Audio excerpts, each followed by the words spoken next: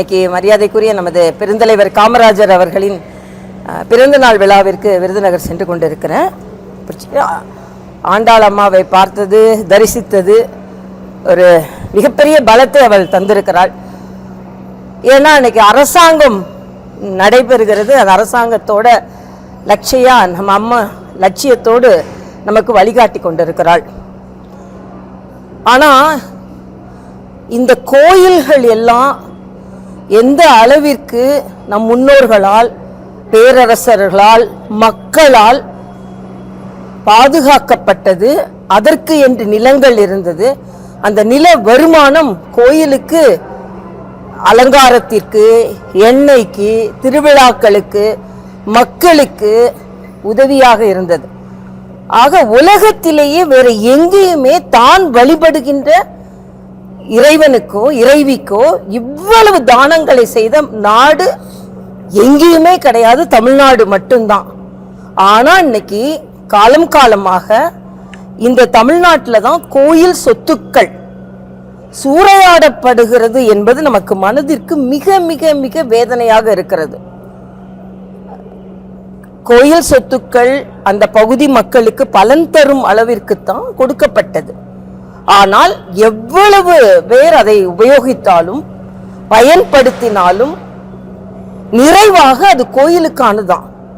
ஆனா நீங்க கரூர்ல இருக்கட்டும், பழனியில இருக்கட்டும், இன்னைக்கு கோயில் சொத்துக்கள் எந்த அளவிற்கு கோயிலுக்கு இல்லாமல் அது சூறையாடப்பட்டு கொண்டிருக்கிறது தான் என்பது நமக்கு மிகுந்த வேதனை அளிக்கக்கூடியதாக இருக்கிறது. அதனால தமிழக அரசு கரூர்ல உள்ள கோயில் நிலங்கள், அது கோயிலுக்கான நிலங்கள், பின்ன இனாம் நிலங்கள் என்று அதற்கு ஒரு பிரிவை ஏற்படுத்தி அது இன்னும் தீர விசாரிக்கப்பட வேண்டும். ஆனால் எந்த வகையிலும் கோயில் சொத்துக்கள் அபகரிக்கப்படக்கூடாது என்பதில் நாம் எல்லோருமே தெளிவாக இருக்க வேண்டும். அரசாங்கம் மட்டும் இல்லை, எல்லோருமே தெளிவாக இருக்க வேண்டும். இது ஒரு தாழ்மையான கருத்து. அதே மாதிரி தான் பழனியில் 100 கோடி மதிப்பிலான பழனி ஆண்டவரின் சொத்து 2 கோடிக்கு விற்கப்பட்டு இருக்கிறது. அதாவது அவர் பழனி ஆண்டியாக இருந்தாலும் அவர் எல்லோருக்கும் மிக மிக செல்வத்தை கொடுத்து கொண்டிருக்கிறார்.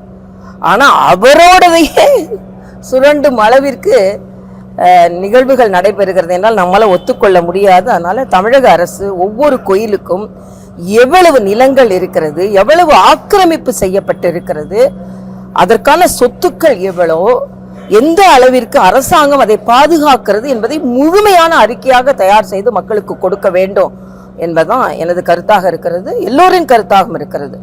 அது எல்லாத்துக்கும் மேல திருப்பரங்குன்றம் பக்கத்துல ஒவ்வொரு இந்துவின் உணர்வு அங்கே விளக்கேற்ற வேண்டும் என்பது. சென்ற ஆட்சி தான் அந்த இந்துக்களின் உணர்வை மத வேற்றுமையாக முன்னிறுத்தி அதில் பூர்ணச்சந்திரன் போன்ற ஸ்தம்பிங்கள்லாம் உயிர் நீத்த பிறகும் இன்னும் விளக்கேற்ற முடியாமல் இருக்கிறது. அதே நிலை இந்த ஆட்சியில தொடரக்கூடாது. சென்ற ஆட்சியை மக்கள் நிராகரித்ததற்கு காரணம் இந்து விரோத போக்கும் ஒரு காரணம் தான்.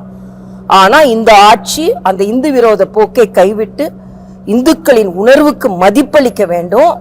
இங்கே உயர் நீதிமன்றம் அனுமதி கொடுத்த பிறகு உச்ச நீதிமன்றம் சென்றது மிக தவறு. அதனால இந்துக்களின் உணர்வுகளை சாமானிய உடனே இது ஏதோ கட்சிகள், இந்து இயக்கங்கள், அமைப்புகள் என்று எடுத்து செல்லாம திருப்பரங்குன்றத்துல இருந்தவர்கள் எல்லாரும் சாமானிய மக்கள் தான் போராடினாங்க.